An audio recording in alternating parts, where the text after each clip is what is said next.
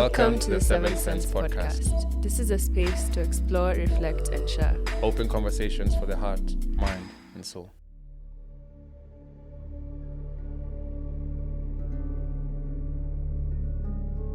I've been really good. It's been a busy week, and I'm also taking a break off social media, so that's been fun.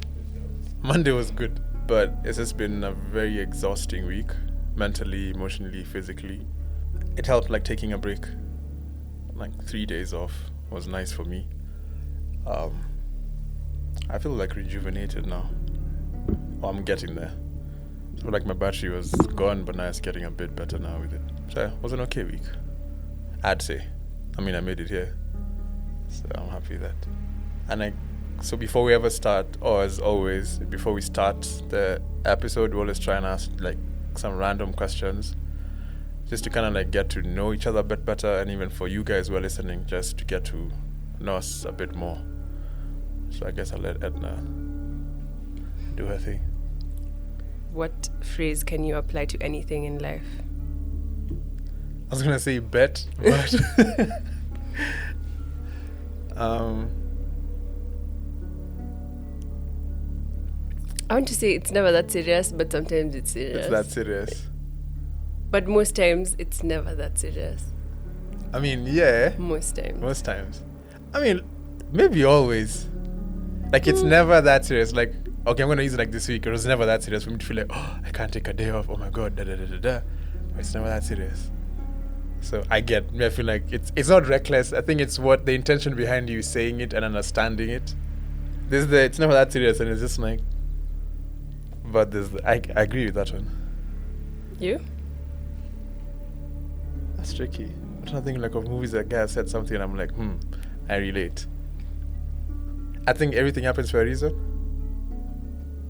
That's something I'd apply to everything that happens, everything happens for a reason. That's the one I'd use, I think. Yeah.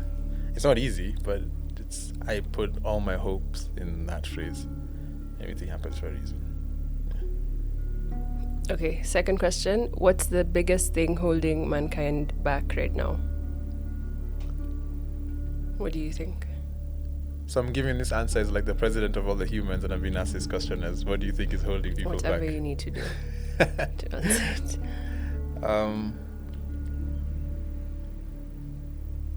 Compassion.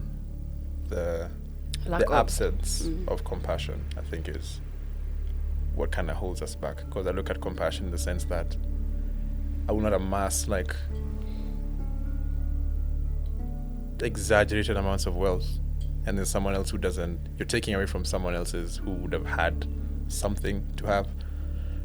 Or even just how we treat each other on a day-to-day basis. I think this compassion changes everything, because I'm able to look at you like me, and I'd treat you how I'd want you to treat me. I think it's compassion.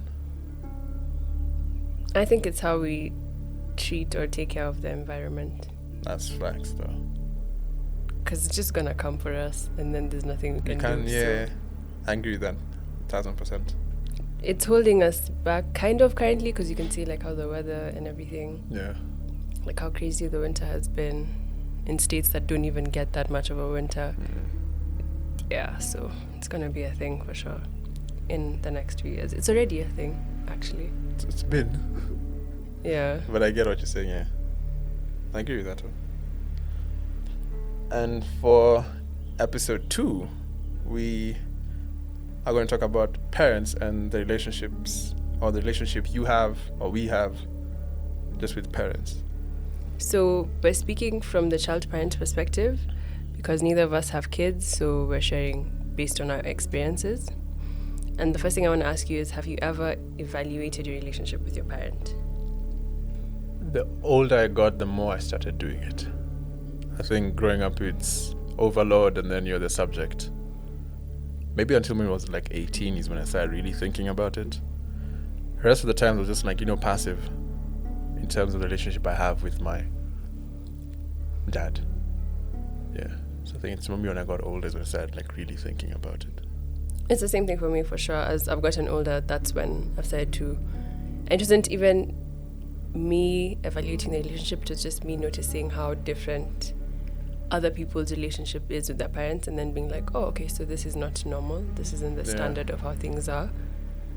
And for me, I think it was mostly in high school when I started noticing how people related to their parents, especially when I went to boarding school and seeing how there's people who would love to, like, look forward to visiting days when your parents would come see you, and there's people who would dread them, and then there's parents who just would never come. So just seeing all the different dynamics and how they played out, that's when I started being like, okay, so these are the positives of my relationship with my parents.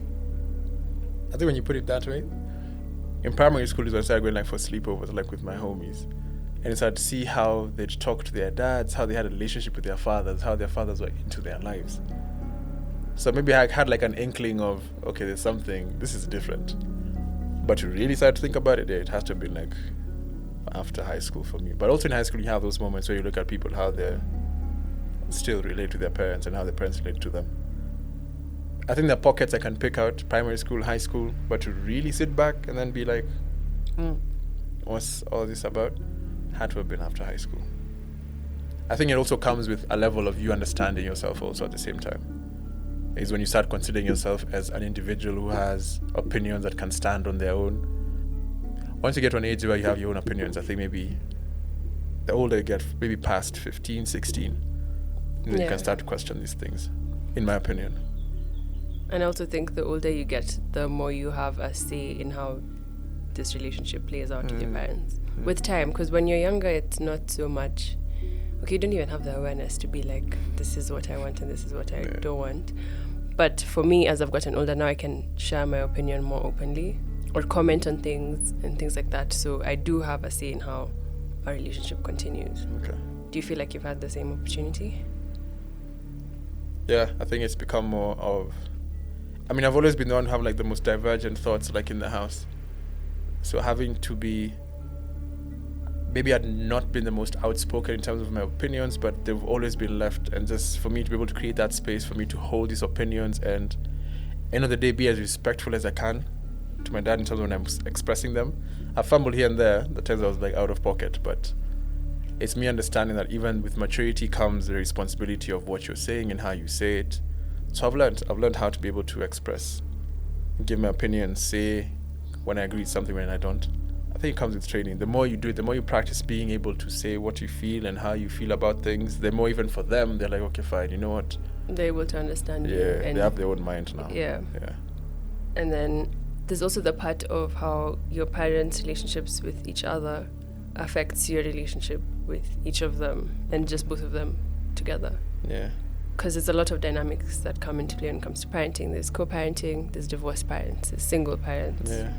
So each of these dynamics the kid is experiencing is having a different experience of what their relationship is with their parent. In what ways do you see that your mom and dad's relationship influenced your relationship with both of them, or either of them? It's the relationship didn't really give me anything to judge like them. It's my own individual experiences now. So if it started from there, it's like when I started to ask for something or need something here to be done in the house, school-wise, me just seeing how both of them would handle the same situation allowed me to understand, okay, fine, this is a person I go to if I need extracurricular activities to be like sorted out. If it's like financial things, I know this is a person I'm going to go to. So I think it's when the opportunity or the situation comes in and how they would deal with it is when I was able to figure out, okay, fine, I'll go to my mom for these things and then I'll go to my dad for these other things. It was a split, I feel like, and it was a nice balance growing up. So at least I know I would not get a no from both of them. One of them would say yes. Mm-hmm. And then the other one might, in a sense, influence the other one to just be to get my way. So just knowing what cards to play and who to play it with. You? I think it was a unique. Yeah, because for me, my parents have co-parented me. So seeing how, like, the independence they operate with, but also it's like cooperative, but it's independent. Mm. So it's really made me appreciate them because I see how in other families, your parents stay together in quote unquote for the kids. Yeah. But it ends up being to the of the whole family because you don't actually want to be in the relationship. So I've been able to really appreciate that, and so I appreciate them more because I'm like, you guys have actually co-parented me pretty decently. Pretty well. So that's been something that I've thought about. So has that made it, I guess also for you get to value them a bit more, because it's the, how would I put it?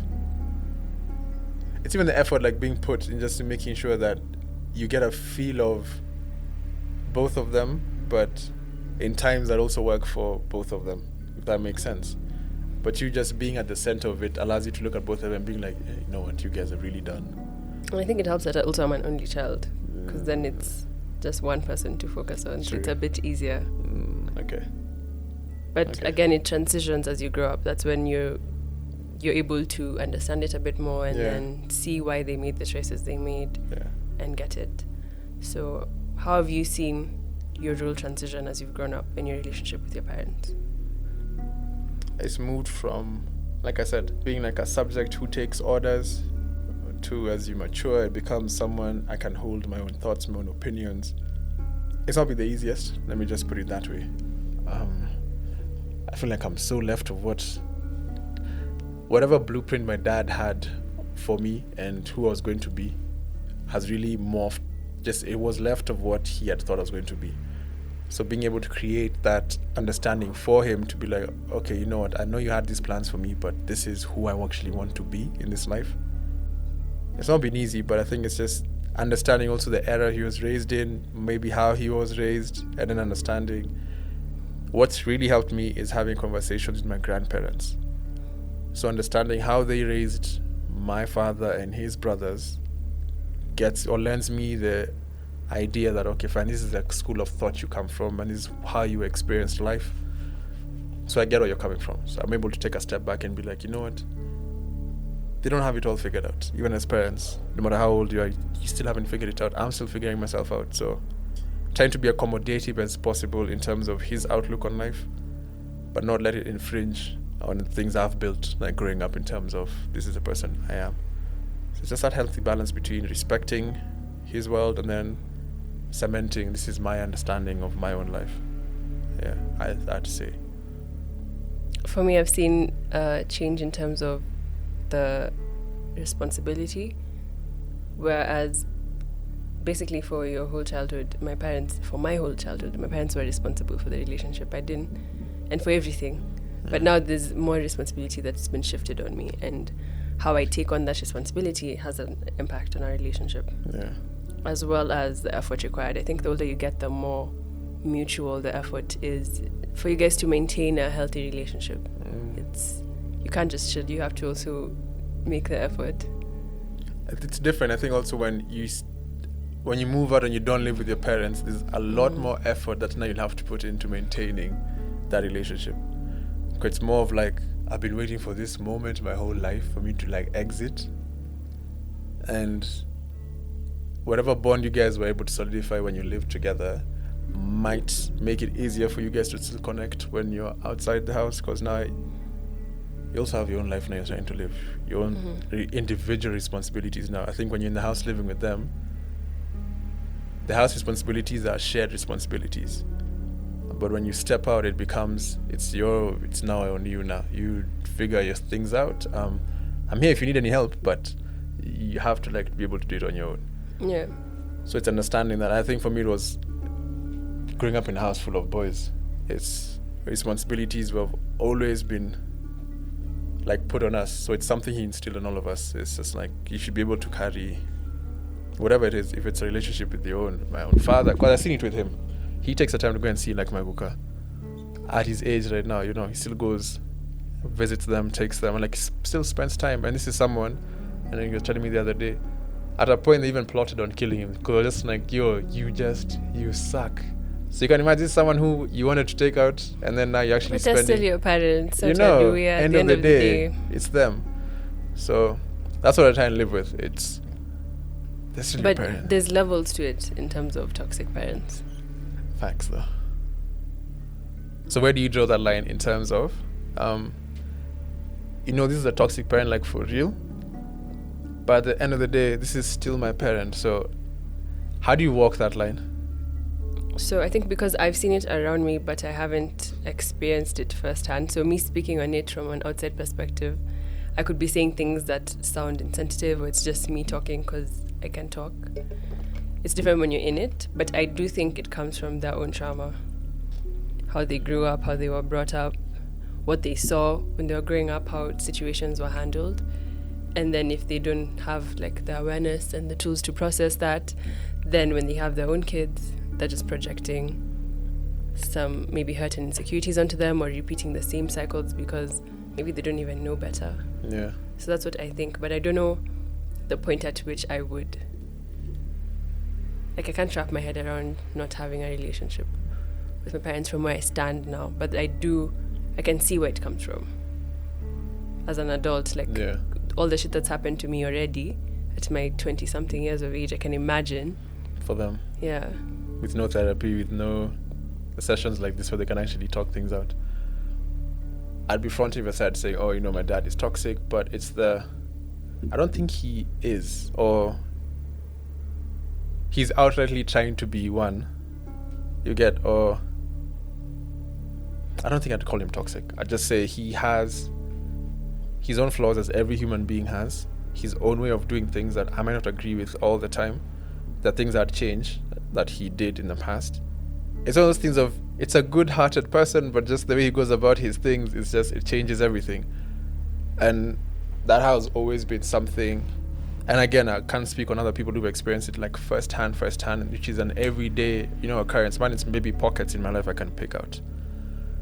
And it's just really trying to understand them from that perspective of, like you said, this trauma you've grown up in, raised in, saw your whole life. And that's molded you to become this parent that you are now. So you've just like carried it. It's like generational. Exactly. So you just passed it on. It was passed on. With the awareness I have even of myself, I think I accommodate him in the sense that I understand this is the era you were raised in.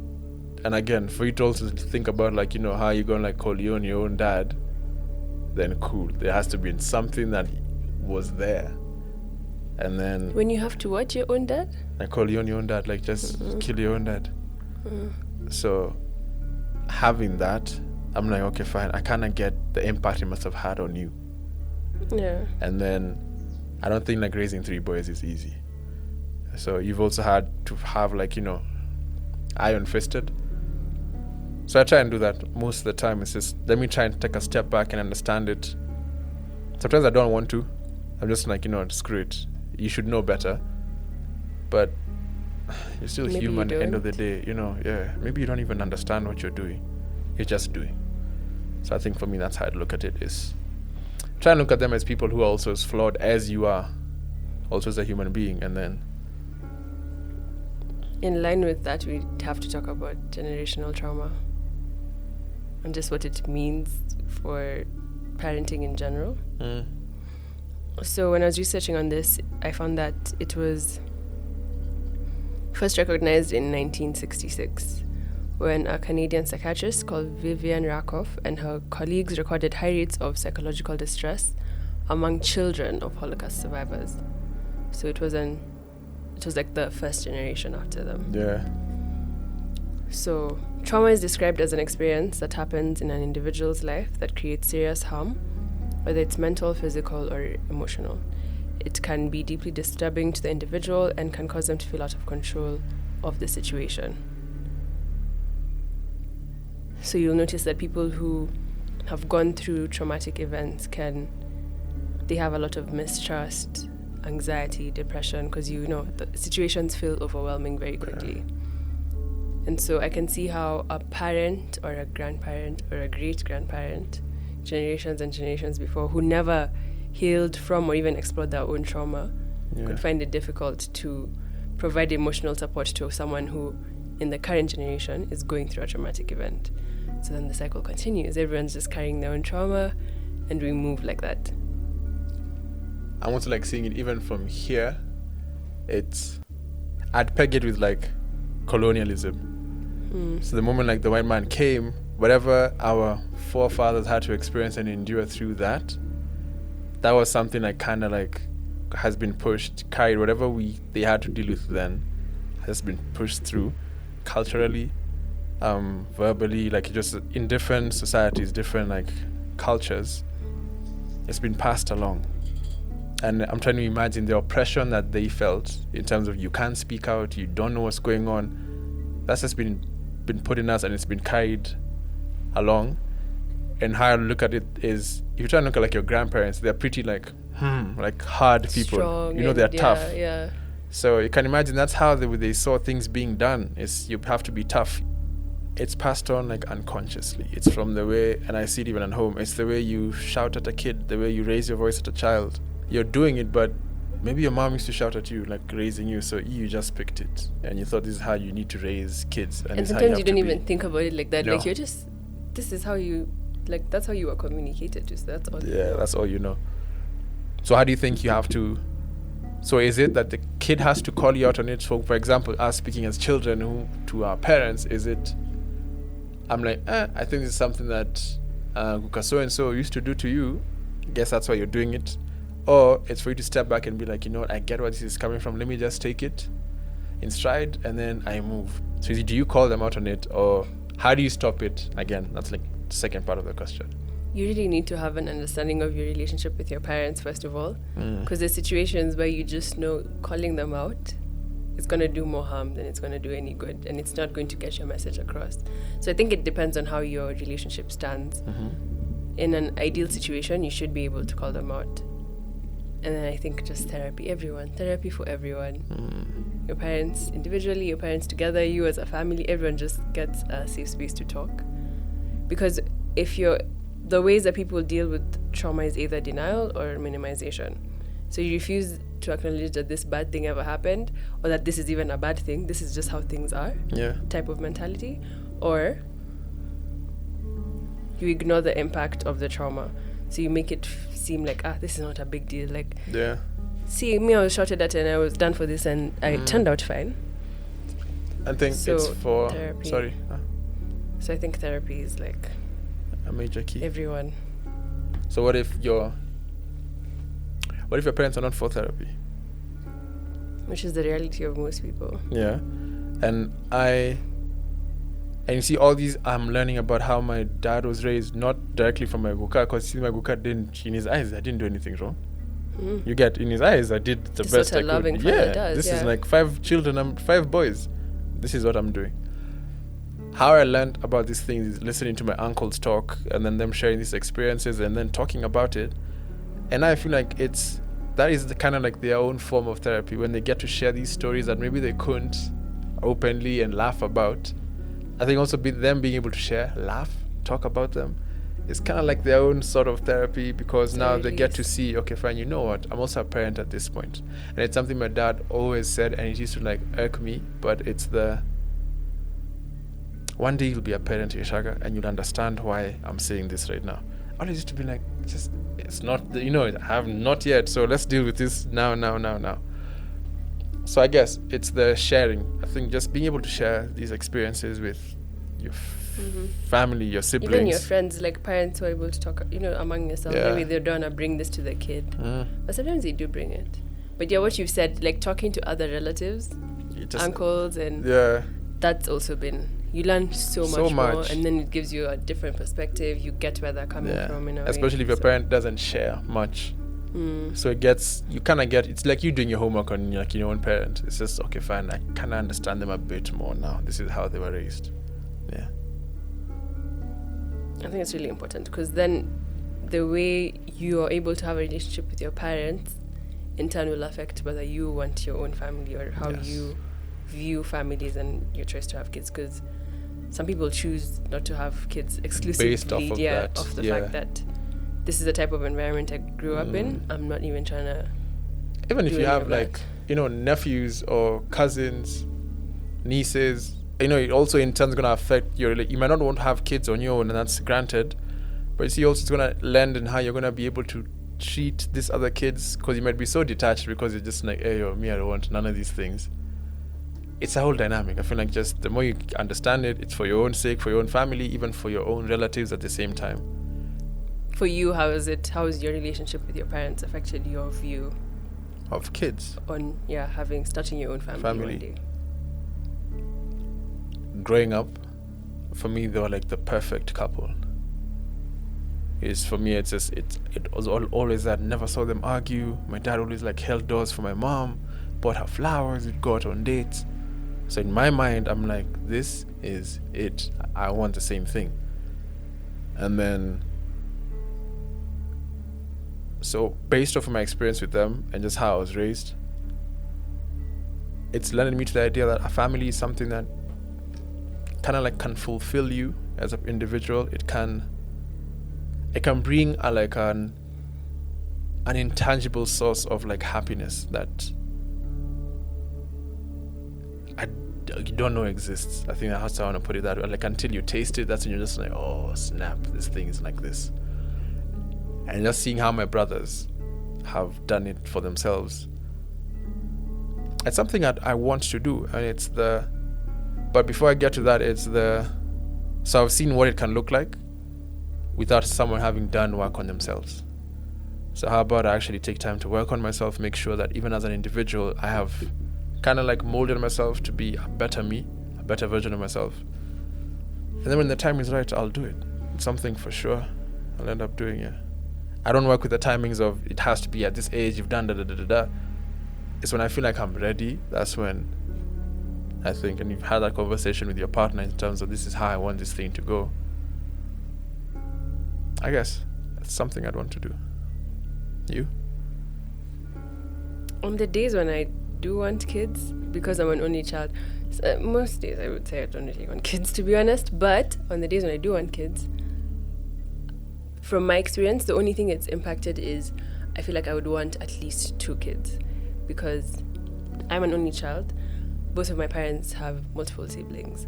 I've seen how the loss of a parent, when you have siblings, it's like having siblings is so clutch in that moment. So that's definitely one of my biggest fears. So for me, when I want kids, when I think I want kids and I'm in the mood, I'm like, I want 2 kids. That's the only major thing. In terms of my relationship with them,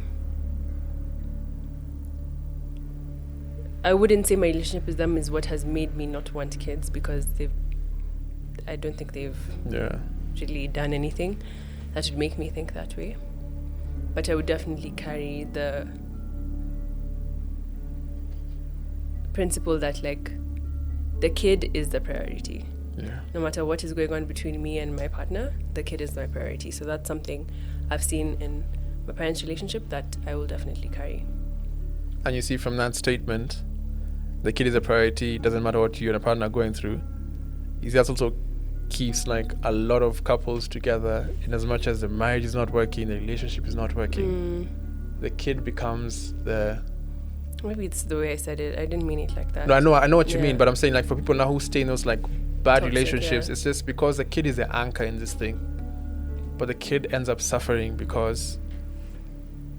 the kid is also a person, you can't... It can be used like as a thing. The energy around them and everything, so...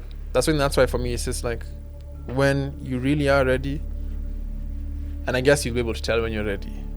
I don't feel like it's... A kid, in my opinion, before like certain steps have been taken, kind of distorts like just how the kid is going to turn out, in my opinion. And I think I've experienced it. It's just...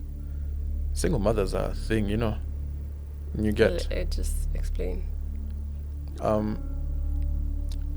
If you see how like single mothers and what they normally go, I'm not saying all of them, but a percentage of them actually go through a lot, because whoever you thought was going to be with you to raise this child is not there, doesn't acknowledge the child. So the burden, I've seen how it affects a woman, and even her outlook on men, her outlook on relationships, marriages, it changes a lot. And then the kid ends up being kind of like socialized to like the whole men are trash moniker. Even if it's a boy, even if it's a girl, it's just like you're being raised to see that men are trash. I'm not saying all of them, but this is from my own like experiences with things. So it's like certain steps need to happen first before you start getting kids, in my opinion. What you said like just reminds me of attachment styles, because your parents play a big role in that. So I can imagine in the situation you've explained, okay, so your parents are the primary influence in determining your attachment style. There's other factors that come into play, but I can imagine now in that situation, there's gonna be interactions where the kid will pick up on things that will affect how they move in their future relationships. Yeah. Do you know your attachment styles? I think everyone should know their attachment style. Because for the sake of your own relationships, which we'll get into in another episode, but it's like knowing your birth chart. It's just like an added thing you know about yourself. Can it be like a cross of two? Yes. So my top two are dismissive avoidant. Okay, my top is secure attachment and then dismissive avoidant. I haven't done the test yet, but just like from reading, I want to say anxious attachment and then secure attachment.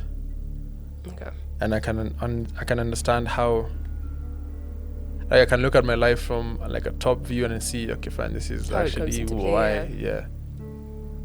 So secure attachment people usually value the creation and maintenance of long-term relationships.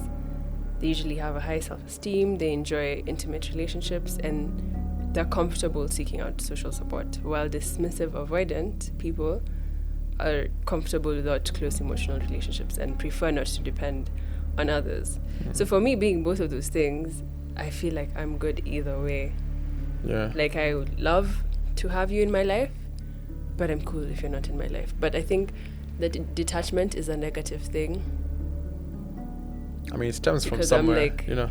Yeah, so that's what I can see, because from my parents' co-parenting, it's like you can be independent and on your own, and you'll still be good. Like, you don't need to have someone. Don't need to support you or to help you Yeah, along. so I definitely see how that. Do you see where your anxious attachment stems from? So for anxious attachment, it's a form of insecure attachment style marked by a deep fear of abandonment. Anxiously attached people tend to be very insecure about their relationships, often worrying that their partner will leave them, and thus are always hungry for validation. So imagine your attachment style and my attachment style in a relationship. It can be a mess. It's a mess. You don't even have the awareness of what it is. Yeah. Because you would take my disinterest, quote unquote, personally, whereas this is just the facts. Like mental. This is how you're made up. Yeah. But you can always change your attachment style. But I'm just saying. I think one thing, what I'm also seeing is, I feel like it's nice having an understanding of yourself, and then you stumble upon this type of information, because now you're just like, okay, I don't really understand why that exists, but at least I can put a label to it. Mine, I know where it stems from, and I look back even at my relationships, it's always been that. I've needed their relationship, not even the person, just the relationship itself, just to keep me moving. But as I've grown and worked on myself, I feel like I can give percentages to these things now. Shaga maybe 3 years ago, 4 years ago, would have been anxious 90%, 100% even. But now if I look at myself now and how I've experienced myself, I'd lean more to being more secure, like at an 80%.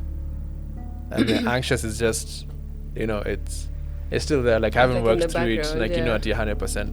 So yeah, I get like where it comes from. Opposite. Like it takes one thing for me to be like, I don't need you. I'm never telling you anything again, type thing, and that's not a good thing. I'm not proud of it. But I also see where it comes from. Yeah. But do you see, like, in your, you said that thing for the detachment, but do you see what am I trying to ask you? Do you see these traits in your parents, like, individually? Like, forget their relationship and how they've raised you, but even you look at you, like, your dad as an individual, do you see that type of attachment style? And then you look at your mom, you're just like, I actually see this type of attachment style in you, thus lending them to be kind of like imprinted of me, or on me rather. I'd have to think about it a bit more to see, to evaluate like how I see them move in their friendships and stuff. But it's more for me in terms of how they've related to each other and how I've seen them move when like in front of me. So how they've related to me and how they've related to each other more than with their friends and stuff. Okay. And that's crazy because you see the traits that you carry from your parents, which is always just, or especially when your friends point it out. Yeah. And you never realize that I do that because my mom does that. It's always so trippy. What other like most prevalent traits that you feel like you've carried from your parents? Ambition. My mom was like the most ambitious person, I think, I want to say, until now, the most ambitious person. So I think that's something I've always carried. My dad works hard, like he's a hard worker, and I think that's something that I also still carried.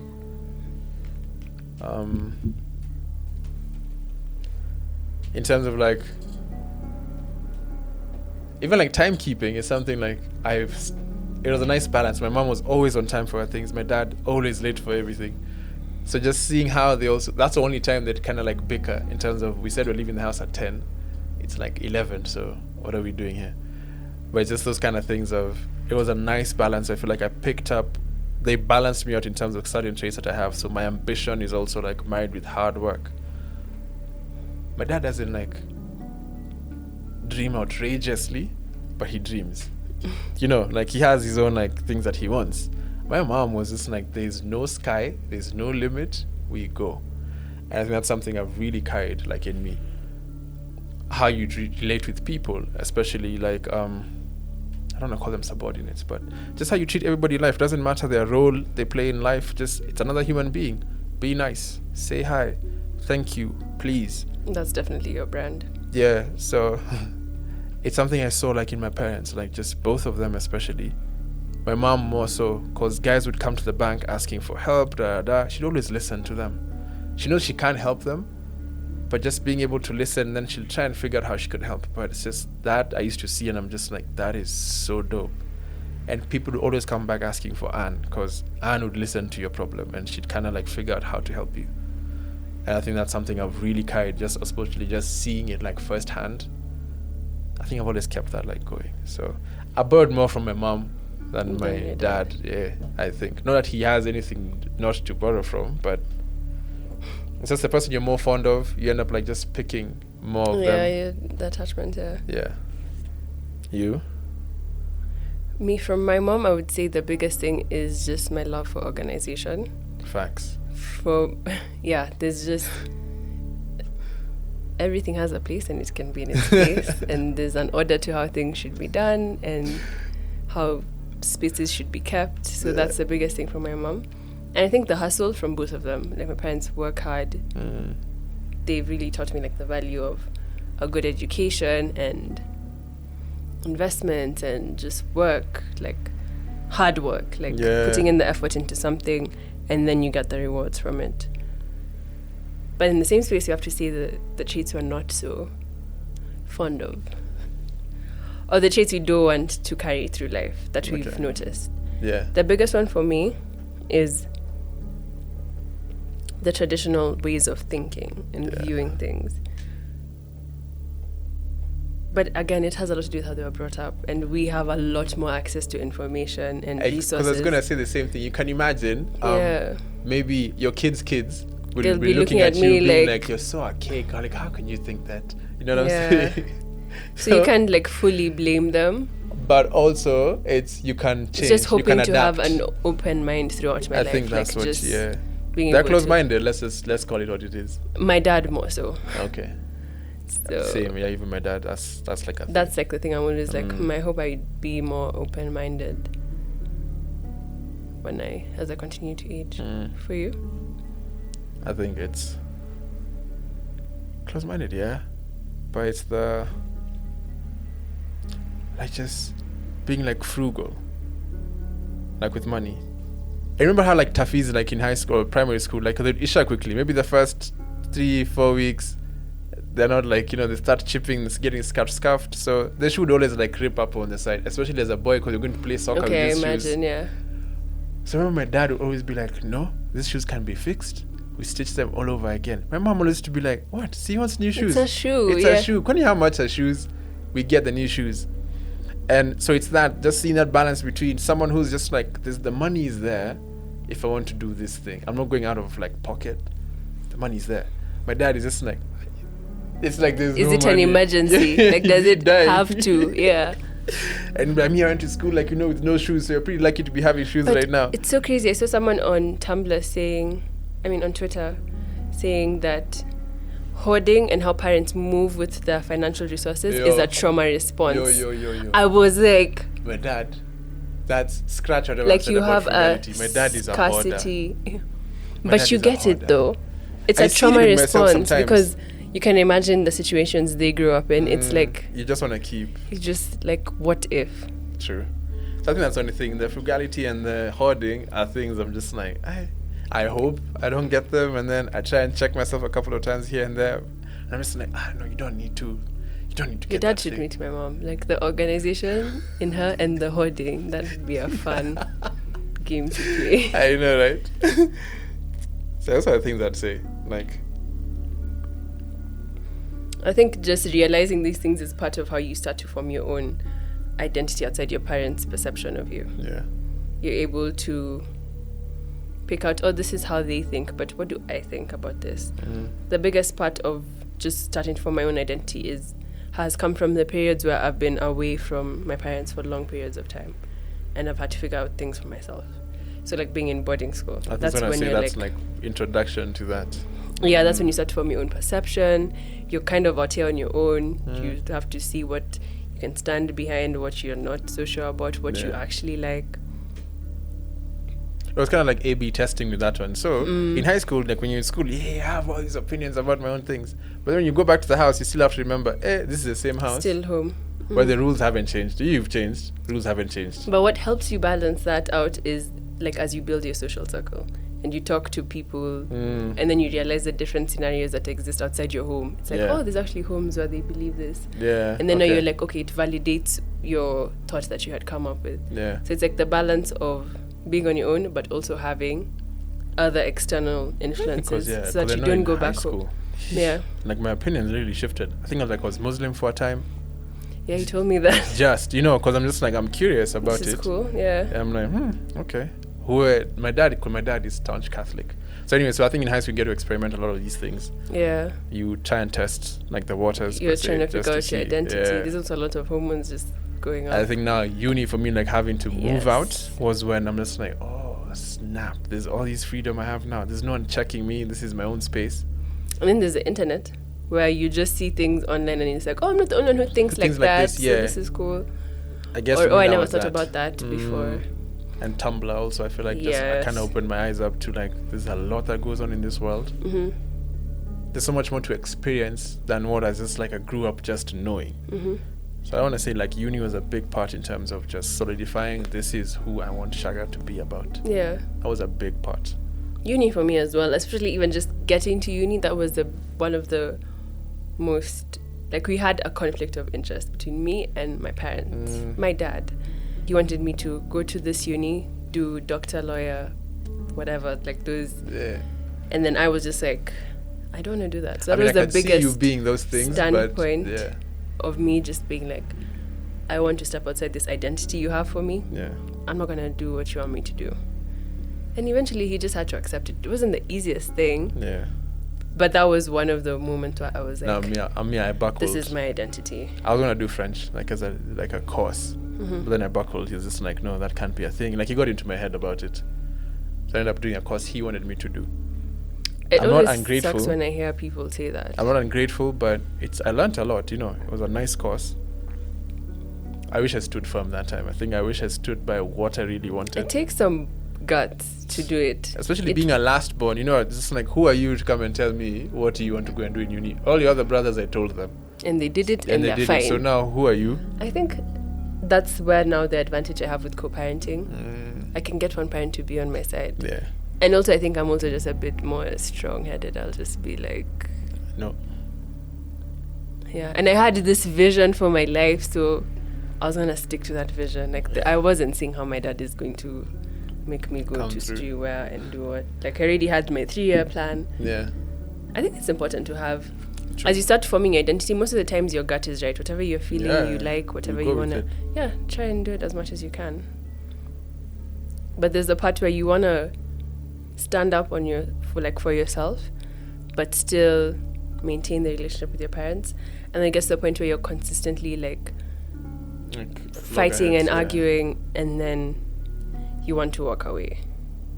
So it's like, how do you figure out, whether to stay and try and heal the relationship or walk away. Because with your parents, they're your parents. Like you said, no matter what, it's still them.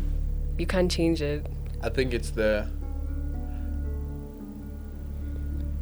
you take like a break. I think for me, you don't walk away. I was literally going to say that. But you take a break. Moving out is one of the things that really helps child-parent relationships. Like, you actually miss each other. Even though people go to, like, uni abroad, it's always oh my better. God, doesn't matter how crappy it was. It's just you end up missing them. Yeah. So I think it's being able to take a break. Like, everybody just take time out. Yeah. And then you sit it out, and like whatever happened last year, like we were with my dad and everything, it's taken us 6 months to see each other again.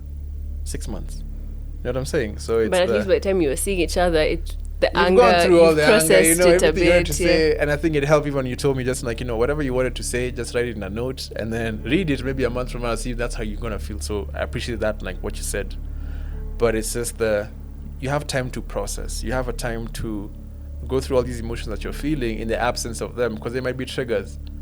My dad was a big trigger for me, like a lot of times, but I also have to be able to be strong enough to be like, you know what, I can't give you that power over me. Mm-hmm. So I think taking a break like really works. It really works, and you're able to be like, oh, okay, fine. Maybe we have like a month of this being good, and then things are just gonna flip, and it's still okay. Yeah. So taking a break, the time out, for me, that's how I'd put it. And time out can be different because some people can't afford to move out, let's say. But if you do have like circle of people around you who you trust, it could be spending time just away from the house. Yeah. So maybe just if you can hold spaces for your friends who are going through such things, that would be really cool. Yeah. I also think like having an auntie of mine was like really like integral in terms of me being able to spend time away from my dad. So I think having relatives you can actually be able to open up to and tell them this is how my life is set up. Would you mind? And they'd be able to have that conversation with your parents. I'm sure my parents would be like, you know what, good riddance. Okay, not good riddance, but hey, okay, could also get to breathe a bit if they're really honest about your relationship. So I think having a relative you can talk to, even just a friend or a sibling who's like actually moved out and can accommodate you, have that conversation. I think it's not really running away, but it's also like protecting yourself from the whole like environment that you're in. The consistent, like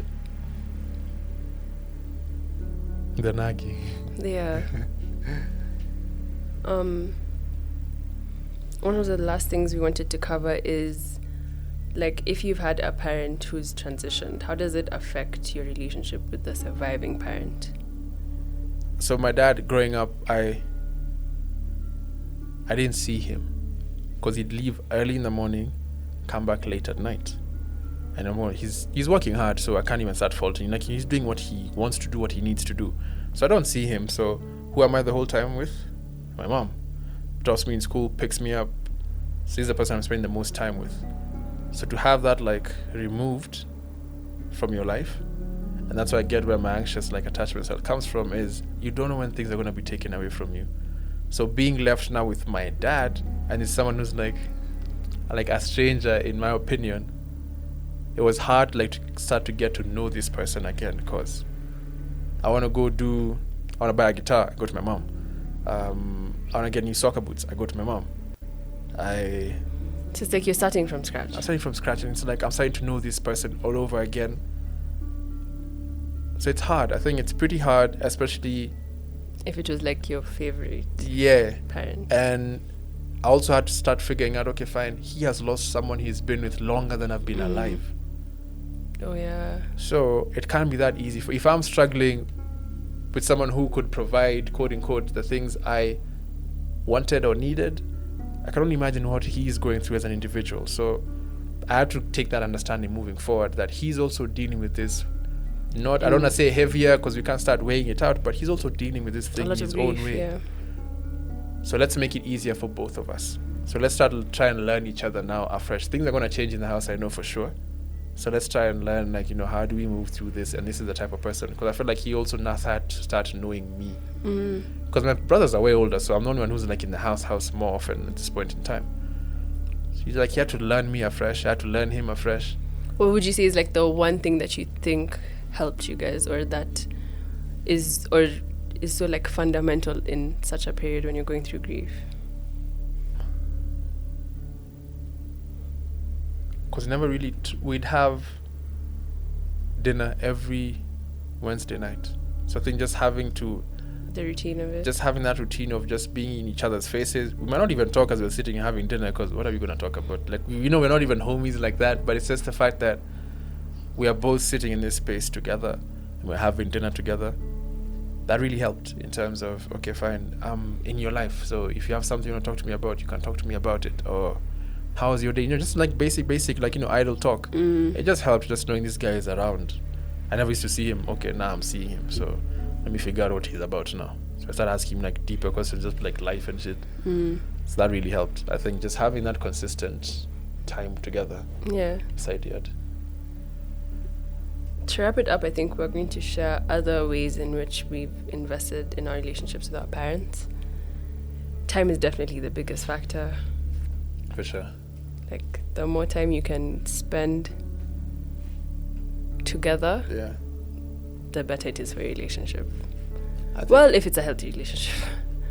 I mean, true. Yeah. And the only way you can fix an unhealthy one is if you spend more time trying to fix it. So time either way, I think, comes into play. I think for me, it's the taking interest in their interests. Yeah, going to their world. Yeah, just going to their world. Bring them into yours. I think that kind of helps them see you beyond or outside the scope of, like you're saying, your dad had this whole plan for you.